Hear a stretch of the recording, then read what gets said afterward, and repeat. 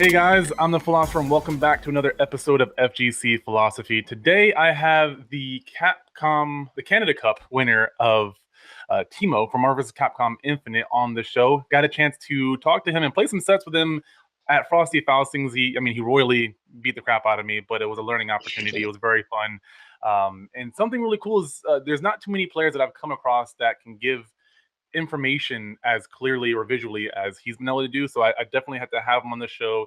I think he's a rising star, so to speak, and I think he's just getting started, and his name's just not getting out there. People are recognizing him. But yeah, I have Teemo on the show. Welcome. Thank you for joining. Thanks for having me, Philosopher. I'm happy to be here. Yeah, no problem. So obvious question: how did you get started with all this fighting game stuff? It was my cousins that actually introduced me to way back in Street Fighter 4 back in 2009. So I was about 12, 13 years old. They got me into like card games first at local card shops. We'd play Yu-Gi-Oh and stuff like that. And then they started playing Third Strike and then SF4. And with SF4 and the Marvel 2 re-release, they got me into fighting games. They brought me out to local casuals, and then from there on, I just started going to tournaments, and it's just been like that since like 2009, 2010. Something that really caught my attention was an interview with Born Free that you did. I think either after Canada Cup or like during it, perhaps. But basically, you said that you had been playing the game for a while, but like when you picked it up, it made sense. Like you knew how to play the game, and I thought that was really interesting because a lot of people like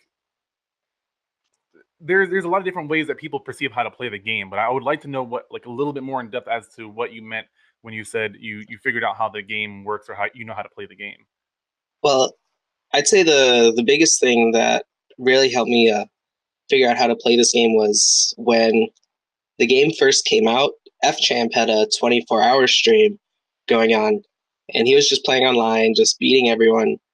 And I was able to get on and play him in quite a few games. He just bodied my business the whole time. I think it was like 10, 11, 2-0 sets in ranked. But just playing him and paying attention to what he was doing, I really learned that with this game, you have to play as a team. You have to just tag. You just do it. You do it in neutral. You do it off in moves. And that just opens up the game for you. For anyone trying to learn how to play this game, when you don't play your characters just as one single character, try to just tag anywhere from any situation, from any hit. You open up a lot of options in the game. You get more confirms. You get pressure strings that don't think about. If you just do it, you'll learn a lot. The tag system it's really strong, like a lot of people say, but it's so open that some people get um, they kind of get limited to just doing it off certain moves. Like Dante players, they might only do it off Jetstream, Tempest Twister, or they only do it off the dive. But even just a normal move into tag, a light into tag, a hard into tag, that's probably the biggest thing, the tag system that people still need to work on a bit. I went back and watched a lot of your matches, and you definitely do use your tag, and it almost seems like common sense after watching. It's like, oh yeah, well, why wouldn't you if you would do that?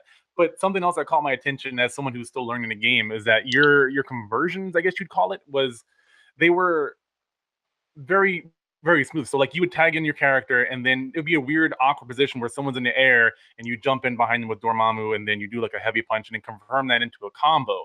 And I'm thinking, because if it was me, I would probably land that heavy punch, but I wouldn't have the mental preparation to continue to convert that into a combo right off the bat. So it's kind of a two-part question, but how do you have that planning in your head to convert that into a combo? You kind of talked about a little bit, and then like, do you already have this pre-plan in your head, like if this connects, I'm going to do this, or do you just go ahead and do your string until you have your tag up again? So for me, I played a lot of Magneto and Doom in Ultimate, and one of my biggest strengths in back when I was playing that game a lot is that any hit I knew how to convert it. I could get it into at least decent damage, and that's something that I was able to bring forward. And I'm using characters that are really good for that. Both Nova and Dorm they have very easy, strong fly combos that you can go into from any hit, really. So I I kind of just try to stay for my characters. I just try to stabilize the combo and go into a fly combo. Dante's another character who's really good for that, and Ultron too. They're characters who can stabilize combos very well. Ultron can go into a fly combo, and then the rest was combo. Dante, any hits, and then you go into hammer, and then you just do your B&B. Finding ways to stabilize your combos, flies, moves that give special states. Those are probably the best ways to level up your conversions. For the layman, can you explain what like stabilizing your combo means? I just mean a way to get your combo into a place that's comfortable. So when I'm doing hits with Dormammu or Nova, I try to do whatever I can to just get to the point where I can do my regular fly loops, where I can just hit hard kick a bunch of times. I might have to jump back up again. I might have to do like a light into a hard, but I just want to get to one point in the combo. I want to get to the point where I can do a heavy and cancel it into fly. So with like Dante players as well, they might want to just get to a point where they can hit hammer at some point, and then they can go into B&B. It's a really easy way to structure your combos, at least Yeah, makes to get sense. some damage. It's not always the most optimal, but you always get damage at least. Right, and then that would lead into like a mix up or something like that again. Yeah. Something that I have an issue with, and I see a lot of my other friends and people that play the game have, or any fighting game really, is their execution barrier. Games are getting easier and easier execution wise, but we're still seeing a lot of people, myself included, struggle with execution. So this might not be a question that's relevant for you nowadays, but like, what kind of practice do you have in place for if you come across something that is hard to execute for you? Really just practicing a lot. With fighting games, things just take time. Especially if you're very new, especially if you're very new, not even just to fighting games, but to games with higher execution. So say you're coming from Street Fighter, um, it takes time to get used to having to do all these moves, to memorizing these long combos where it's just where you get to the point of just doing it. You're not thinking of the combo itself and what moves you have to do. Um, but one strategy that I know has helped a lot of people in terms of learning these long combos for anime games as well, such as Dragon Ball Fighters, is that you practice the combo in segments. So you have the starter, which you get used to doing. You have the middle part, which you get used to doing, and then you try to string them together until you can finally do it all together.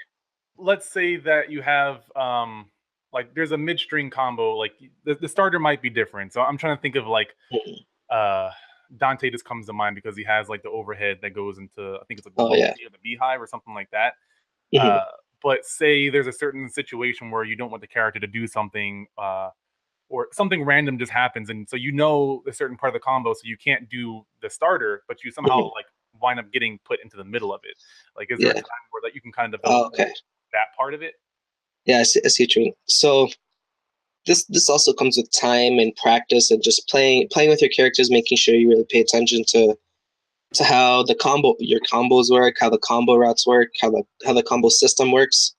So if I understand what you mean, it might be say you start a Dante combo and you use your ground bounce really early.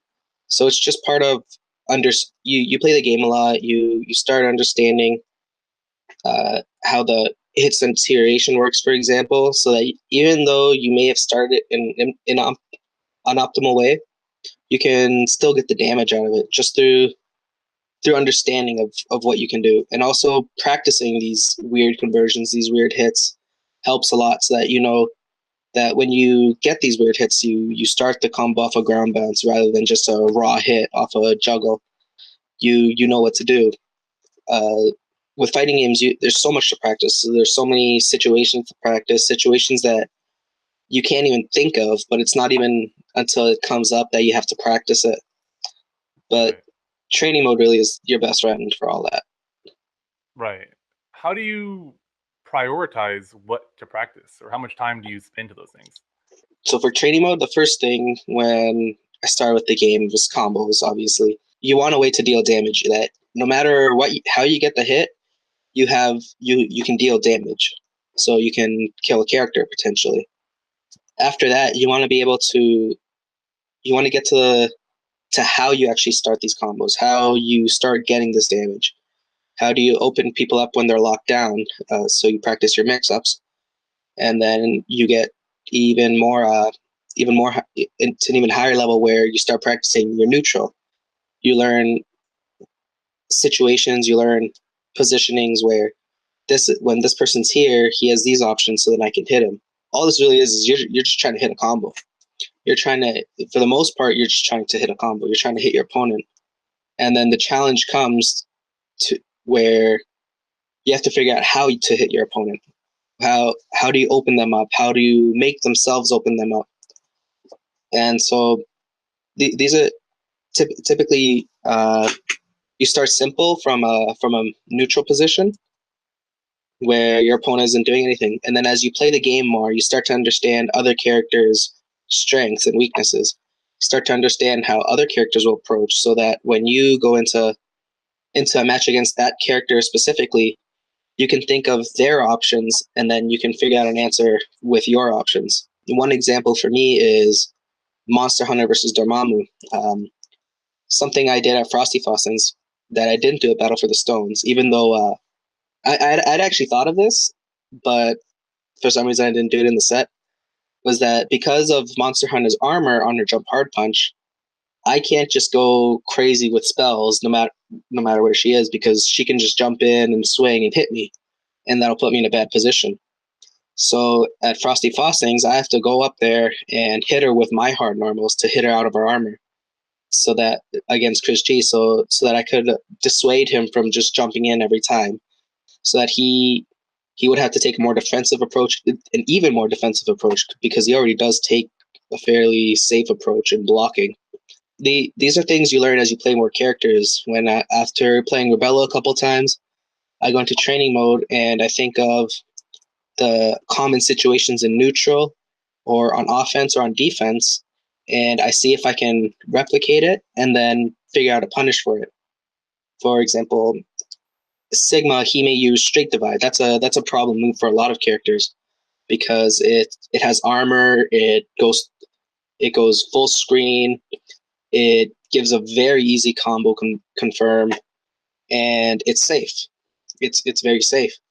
So I had to go into training mode myself to figure out how do I deal with this move, because it's giving me trouble. I need to find an answer in some way. Sometimes the answer is just get out of the way. I did figure out an answer that wasn't that, but that is the answer sometimes. That you just can't be put in that situation, or you can't be put in this position. You can't be under X character. Uh, so in terms of prioritizing, I I go with what I have. When the game first comes out, you have your characters, and that's all you know. That's all you can learn. You learn how they work. You learn what they can do in advantageous positions, and then as you play the game, you learn what your disadvantageous positions are. You start figuring out the neutral a little more, and then specific character matchups as you play people, as you watch matches. You look at what problem areas could be, and you try to have the answer for it when it comes up. So that's usually what it is. When something comes up, especially if I lose to someone, then I'll try to go into training mode and see what answers I can come up with. Hmm. Okay.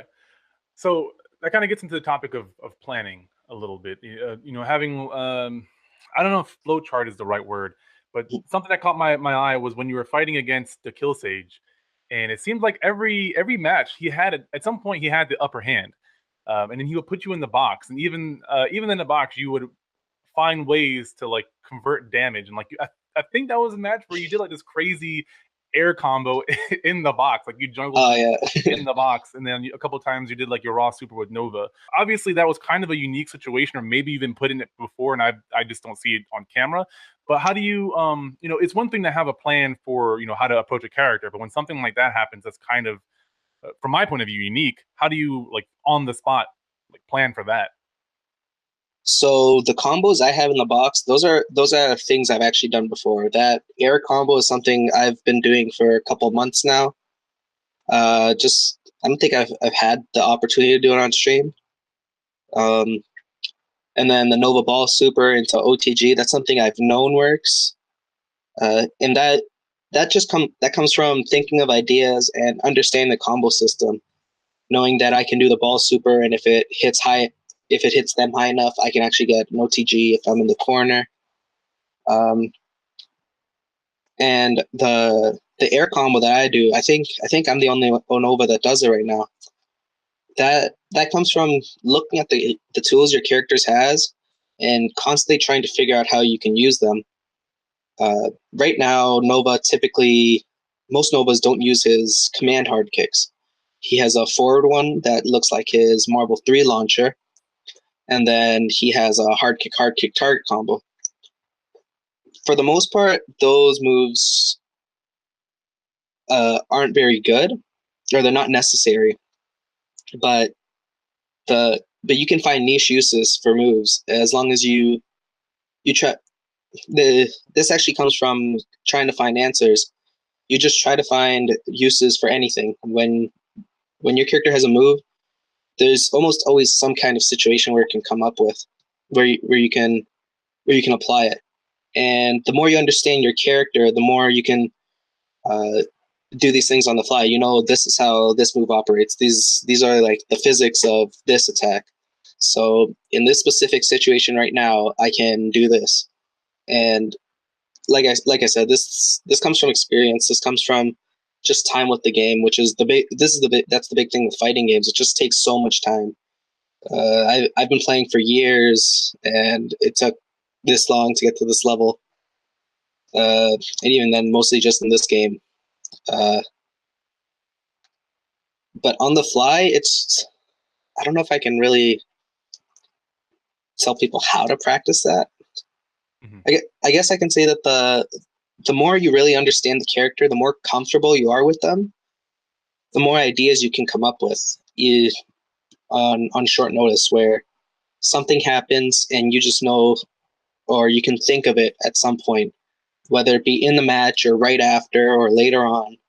You can think of the answer, because you want to know the answer. That makes things very easy.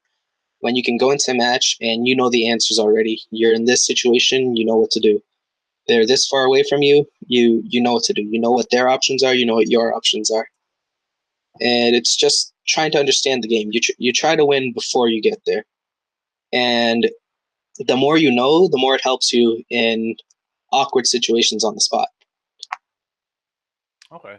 And to kind of add on to what you're talking about before with like coming up with ideas on the fly, basically I'll use a music analogy, and this is talked about a lot within like person development and learning. There's a good book called Outliers by Malcolm Gladwell that talks about this too, like the 10,000 hour rule.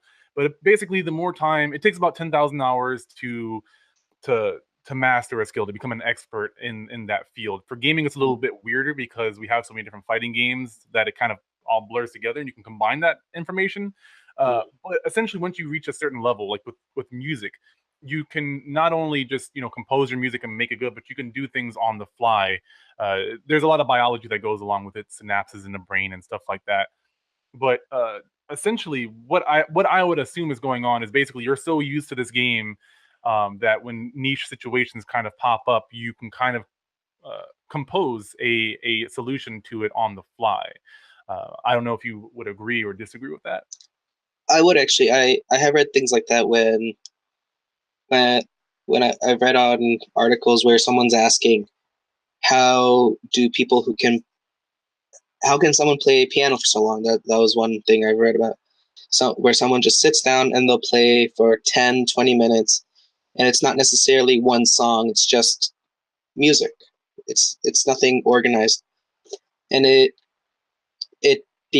answer was just that the person understands the music. They feel it. They can feel that this is how this goes. This will sound nice here. I can do this. I feel like doing this, and this will flow together. And it's natural for the musician, for the person to just think of something that will sound pleasant or okay. And I think that's how it is with fighting games a lot. You can't consciously think of everything. The goal is that you do, and you do your best to think of everything as much as possible, so that you're not autopiloting and you're not falling into bad habits that will hinder you. But you do get to a point where you just know how things flow. It's the basic part is when you do long combos. Typically, you're not thinking about the combo itself; you're just doing it. You might be thinking of the ender. You might be thinking of a better ender to save meter or something. But the combo itself, you just do. And for familiar situations, you can kind of autopilot it.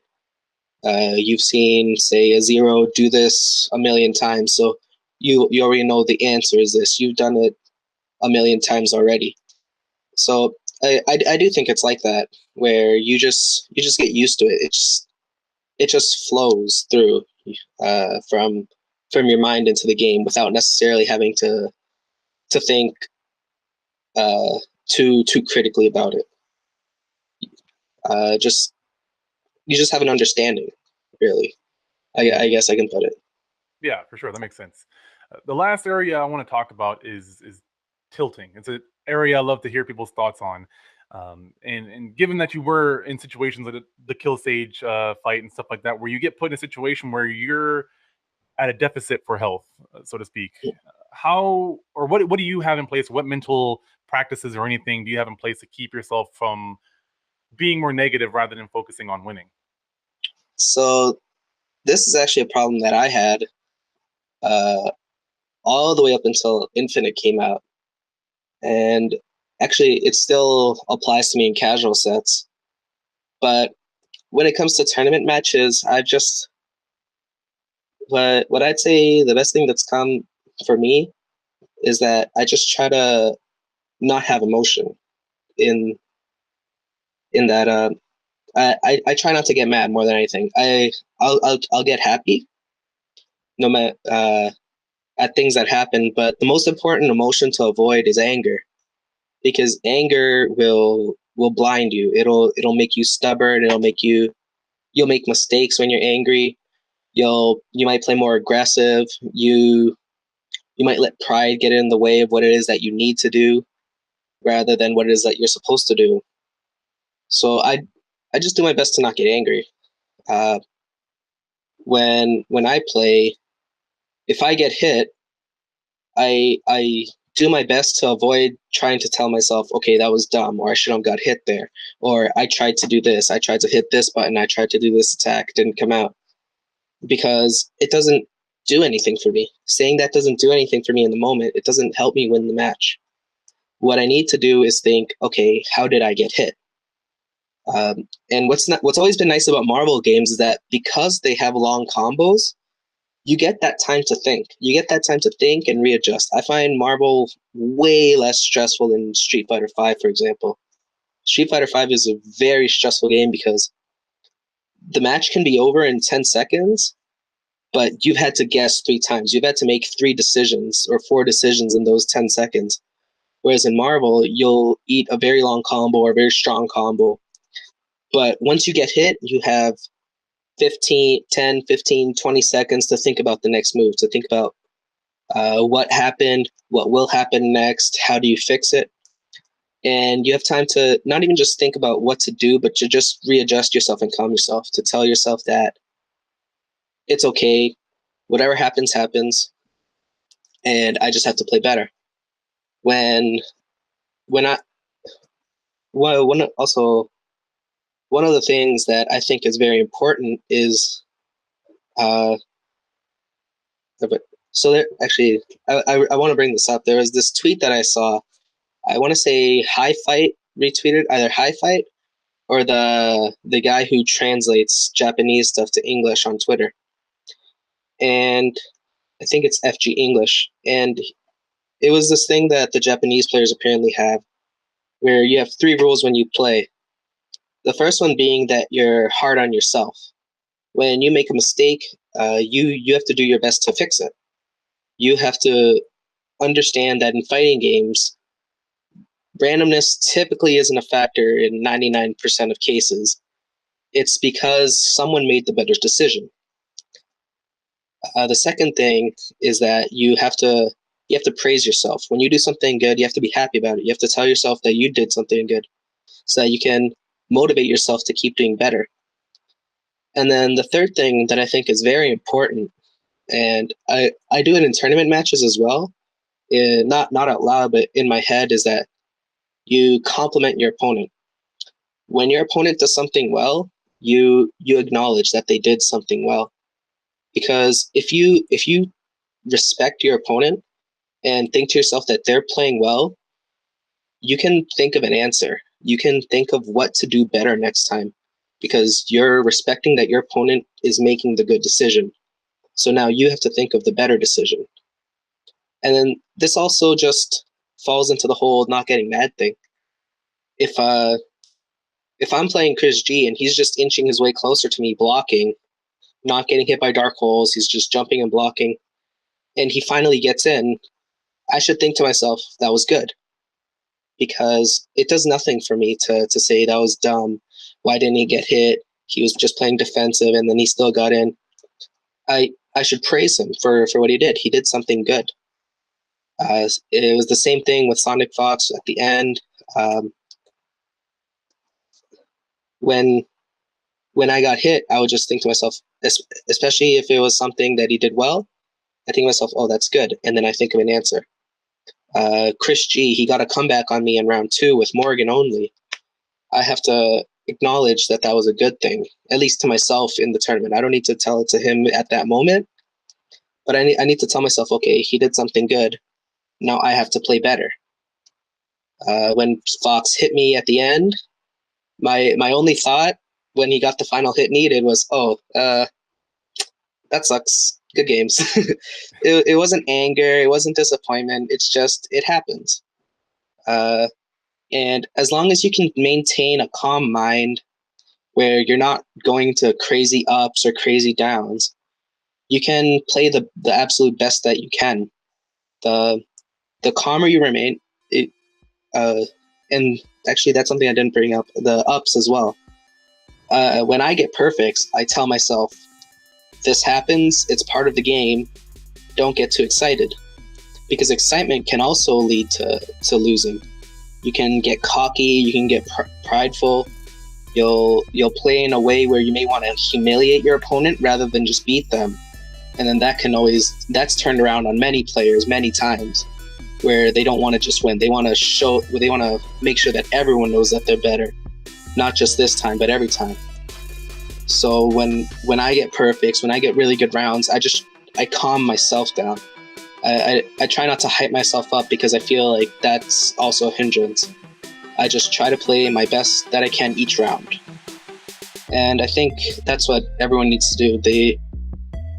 You should just try to be calm. Some players do get powered up with momentum and hype and excitement. But more than anything, it's that you should avoid anger. Because anger will typically ruin you. That's where many losses come from. Anger will make you drop combos and make bad decisions, and it will blind you to what's really happening in the game. So the last question would be: is this, if you have anything going on or anything like that, where can people find you, or what do you have going on? My main form of communication is on Twitter, Teemo MvCi. And I also stream every once in a while. It's a little an inconsistent schedule, but I also stream at Teemo MvCi.